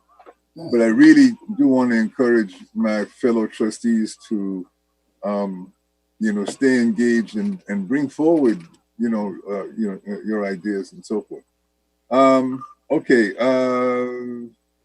Executive Director's report. Well, there's the development items, and I see Sheila is back. Do you want to touch on some of these? We've kind of said a lot around them, but Sheila, do you want to add? That's the development section. Sure, of course. The 75 Club event, discussed that. The year of being 75, I thought that was more of marketing and Guy. So I'm going to move right to grants and COVID-19 funding and the future. And so when it first began, started looking at COVID-19 funding and was finding that like the humanities, Florida Humanities, had a great grant. I thought we were there, was vetting our ideas with the administrator of that program. And because although we were applying through our fiscal sponsor, the end was you were a municipality, so we didn't qualify. And so there has been a lot of that going around. Have looked at lately some foundations and the Ford, the PWC, Walmart, and Wells Fargo have to further vet them, but they do have some COVID-19 relief and project funding available. So, you know, where most of the COVID-19 funding is going is for direct services. So, you know, if you're helping to distribute food, if it's healthcare, if it's children, and so on and so forth. So we'll continue to look. We have updated our calendar and are looking forward to moving now on a 12-month grant calendar where we know what's coming down the pike. We work on those things so the bigger grants we can get set up early enough. Not focusing on events in these next 12 months due to COVID-19, but also with the very limited resources, everything. And so are trying to prioritize the activities at 25% of time doing donor cultivation and management. And then 20%, I think it's 15% of time in sponsor and larger donations. And then 20% on grants and 20% on something else I can't remember at the moment. But although that is still challenging, it just better positions us to have a plan. And if we're able to stick to this work plan, I think be more successful in securing grants and having ongoing communications with our donor cultivation and getting more donations and building that end of our development plan. And so when we talk about future events, well, you know, we have Give Miami Day. We are actively seeking a sponsor so that we can do a matching campaign. And so if you have any ideas, have connections, please come forward. We'll be more than happy to work with you on that. That campaign launches in October. The event is November 19th. Followed by that, we begin our holiday campaign. You know, for us, we're really dipping in the same pie. So those people that we've worked for a month to Give Miami Day, we're almost going for the same people after that. So just trying to really look at how we can kind of strategize that. And then our end of the year, where we just say, we sum it up, we've had a very tough year per COVID-19, you know, lack of money, revenue has really put us in a difficult position, please give. In March, we have the Gospel Concert and Family Day. And so, you know, we've already paid a deposit for the gospel artists. This is the one Saturday in March that was available. So we were going for it. I guess we'll have to stick around. My suggestion has been as we're planning, you know, maybe we should think of something virtual too. We just have to get the artists to agree to that. And then April and May, gonna launch our summer backpack drive again so that, you know, we have a lot of time this time and we'll be able to deliver the bags starting the first week of June. So again, any sponsors, I know Ms. Newbold, you had some suggestions. If we all work together, you know, it helps us to be more successful. So that would be awesome. Tomorrow is our last distribution. We're distributing to Chapman Partners House, right. Shelter. So we have 20 more bags left. We're excited about that. We We've got some good video. Mr. Tenney and I met with Miami Bridge residents. He talked about the history of the park. I showed them our video. We chatted a little bit. It turned out that the counselor that was on duty that was the first place that his university brought him when they were trying to recruit him to Miami to go to school. So he had some awesome history. But the campaign, anybody that's been a part of it, knows it's been pretty cool, and the kids are really appreciative to the personal notes that come with the backpacks. We got a grant for $2,500 for that. We raised $900, and the trust put in about $900 as well. That's it for now. Okay, thank you. Any comments, any questions? I have one question, and the Florida Humanities might be an exception. You had mentioned that because we're a municipality, we don't qualify for funding from that source. The kind of hybrid that was put in place when we first started, that's how we got involved with the Miami Community Foundation, and now I guess it's with Key Biscayne, where it actually allows us for those aspects of the project that aren't really covered by normal city operations to do fundraising. Is that I guess my question is, if we go through the Key Biscayne Foundation, like we do for Giving Tuesdays, would that possibly qualify us for an agency like Florida Humanities? What is it? Well, that was my, and I don't want to say we're excluded from all COVID. It was just the funding that was available that we fit. Because again, we weren't, we're not giving out food, we're not providing housing. There's pockets that we qualified for. So then I pursued, it looked like it was going to be okay. And then we had a telephone conversation. And when she found out that the recipient agency was us, and we were owned by the city, the park is owned by the city of Miami, she said, unfortunately, they had to prioritize, and these monies were not available to municipalities. Right.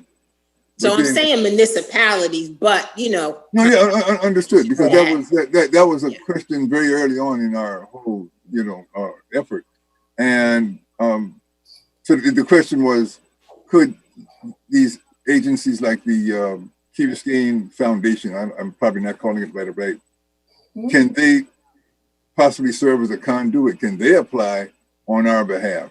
That's what happens when we apply for grants. It's not really us applying. Okay. We apply through them. Like we could never just submit an application. It all has to funnel through right now Key Biscayne Community Foundation.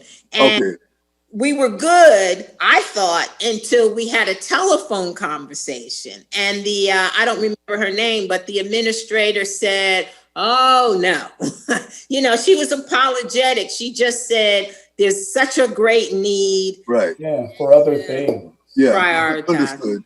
Yeah.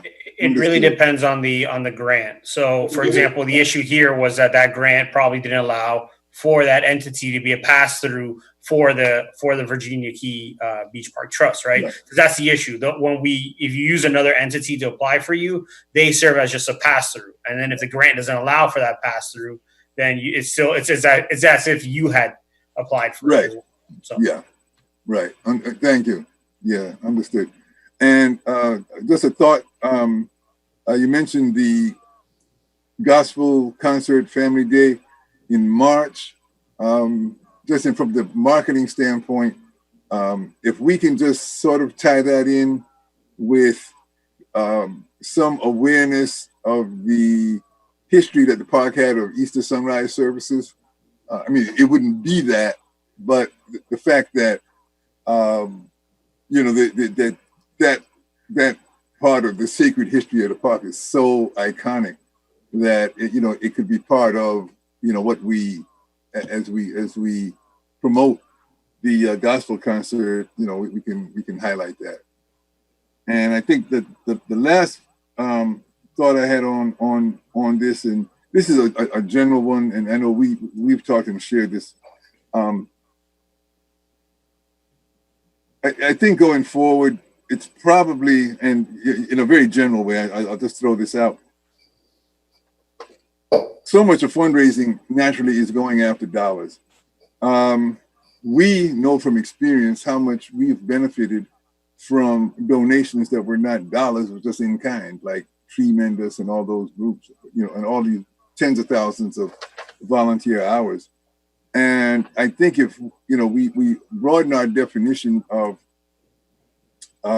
revenue, if you will, to focus on just creating those opportunities where people who have time, have skills, have interest, can, volunteer, be a part of, the work that needs to be done. That's something that we can think about also. So I just share that in a general sense. I think that we totally agree. For the last two events, Guy and I have been unsuccessful in recruiting volunteers to be on an event team. And so, it reverts back ultimately primarily to me. And so then you have one person handling this multitude of enormous things. And so it obviously does not work the way that it should. So if the board is able, if you know of anyone, because we're reaching out, a lot of who I reach out to, they come back to me and tell me that based on their employment contracts, they can't serve with us. Mm-hmm. And so that has happened more than probably 8-9 times I can think of. So just finding, and then, some people just seem to be a little flaky, but the bottom line is we haven't been able to establish that. And so that would be so helpful, to turn things around if we could develop a committee to help. That's that kind of thing tends to establish itself, we're in the middle of COVID. We're at a point right now where folks won't even come and pick up trash because we're in the middle of COVID. Right. It looks like that will come back. Right. Exotic removal. And these folks, we've been working with them for a dozen years. Even many of them, the threat is such, and we know their passion. They will not volunteer. We are just rescheduling groups in late September. Exotic removal,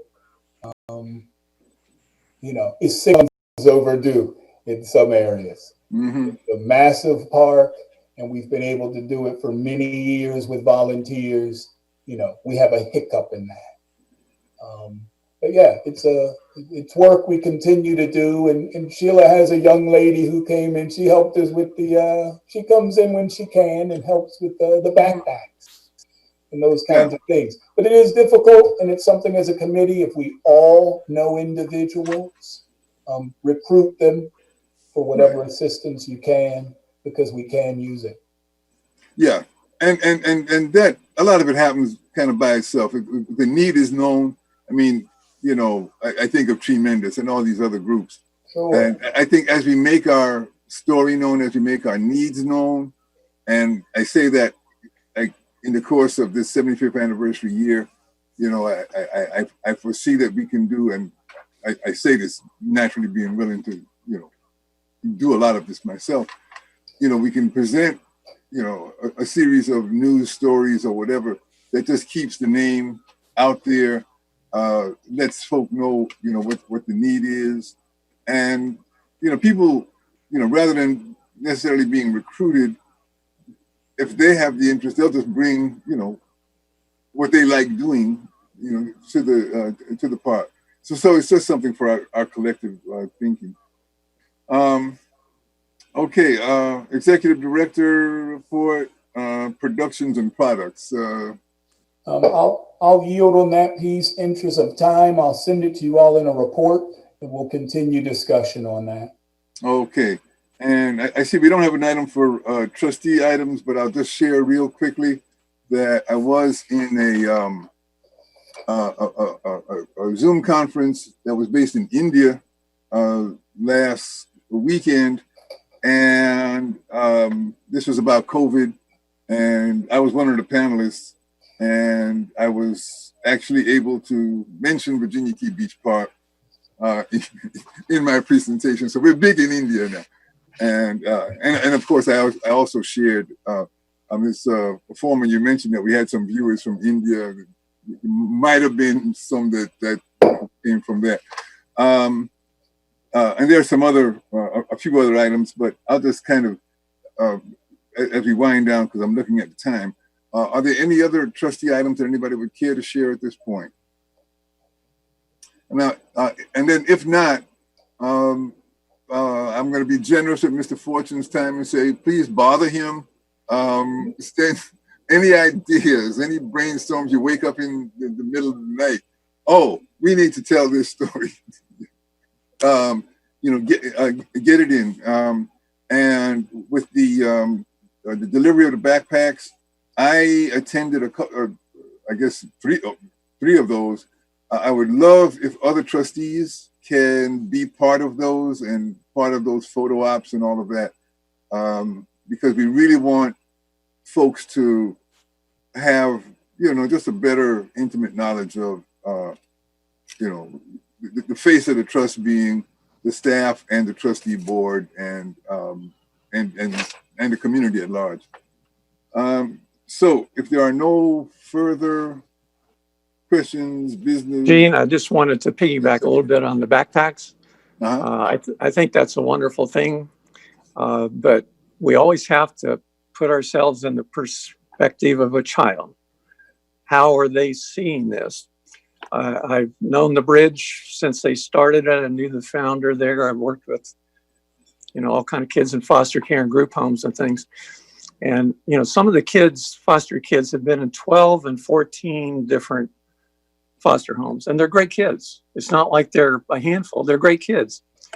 But here comes the social worker on a Wednesday night. Load up your stuff. You're going to another home, to another school, to another culture, different house rules, different diet. And what was their luggage? A black plastic garbage bag. And that was just that ubiquitous thing. Here's this poor kid, all your belongings go into the black plastic garbage bag. And there's one of those foster kids or kid from the group home. And so somebody donated backpacks, which was nice. Now they have a piece of luggage, but it was all the same backpacks, bright orange. And it's like, oh, well, they don't have black plastic anymore. Now they've got bright orange. My thought at the time, and unrelated to what we're doing here, but at the time was let them choose their backpack and get a name, their first name embroidered on it. Doesn't cost much. You can probably get somebody to donate that operates those machines. And have every color of the rainbow and every Hawaiian print you could possibly have, and treat each of these kids as an individual, as some, that they're special. And no advertising, no promotion, no nothing. I do believe in altruism. But, the kids just feel like they're a cog in the wheels of a system that's very, very dysfunctional.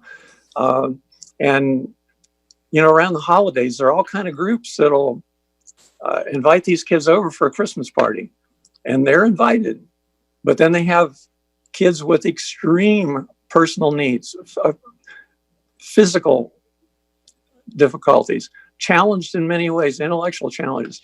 And some of these kids will say, can I stay in the car? Can I stay in the van? I appreciate what they're doing, but I feel humiliated that society sees me in this way, that I'm a part of this lump sum group out there. So we need to keep that perspective, how is the child going to see this? And what we're doing with the backpack, that's fine. But we do need to think ahead a little bit. And I think we're acutely aware that there are no photo ops with kids that are wards of the state, that we have to be careful about that. For many reasons. With the staff. Well, can I add this, Mr. Tenney, before you talk? Well, now because that's how they're sold and affordability. All of our backpacks did have our logo on it and they were one color.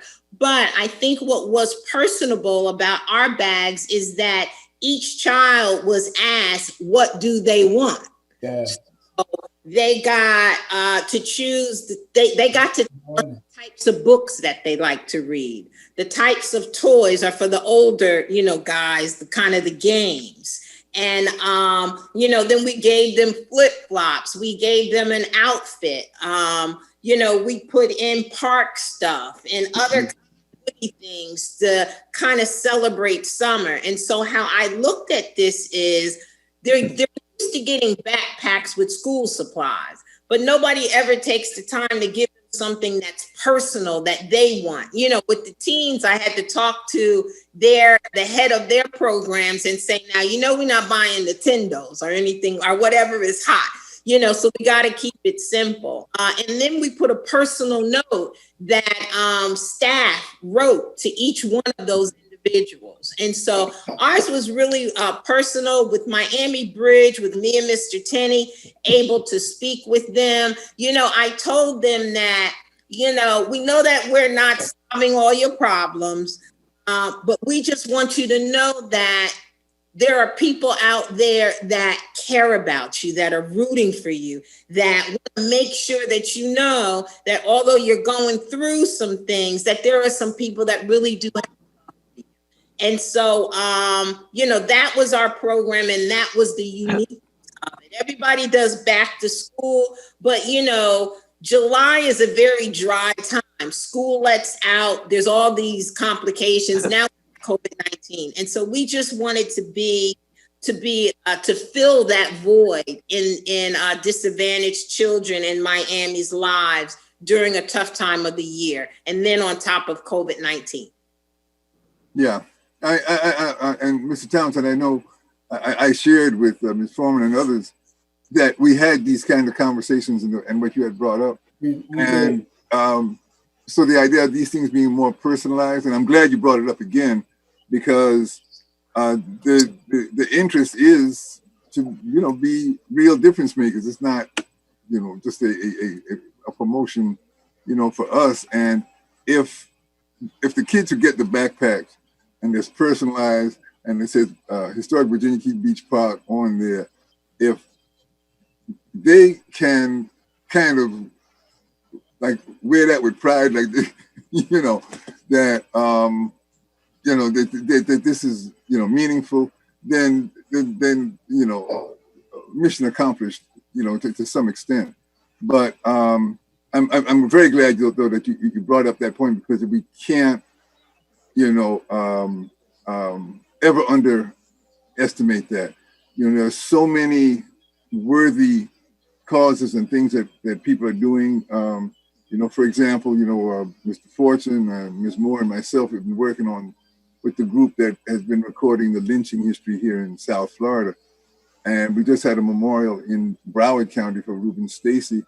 But right up to the last minute, it was very dicey about moving forward with that, because we really wanted to make sure that the family was engaged and on board with this. So being sensitive to the real people, like who we're thinking about doing things for, definitely means listening to them and taking that into account. And thank you for Ms. Foreman too for adding to that. And I think Mr. Fortune, did you want to? I think you had started to say something on that. No, just thank Ms. Foreman for that, because she saw that special need. Okay. I love to be a part of that. If there's still an opportunity for that, I would love to be a part of that. All right, we'd love to have you too. That absolutely. Oh, yeah. I share. Yeah. I share. Feeling that. Yeah, I share a story with that. So I share a story with that. People are very familiar. I grew up destitute. My family and I, we grew up homeless. We were motel kids. So I understand exactly that. So I would love to participate in that. Excellent.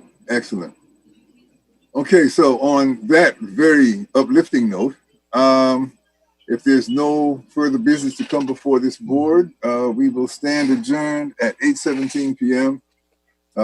Thank you all for attending. Thanks for your forbearance and patience. You can say I had a chaotic time getting in on this, but we're here. So, Mr. Fortune, we'll look forward to prospective dates for the museum planning session. And, folks, please keep those ideas flowing, spread the word. And I'll probably be sending out some things to you via Mr. Fortune as well. Updates on, the history piece and so forth. And I trust everybody did receive those news clippings and all that, I hope. So, okay. With that, we'll say good evening to all and thank you again. Okay, good night. All right. Thank you.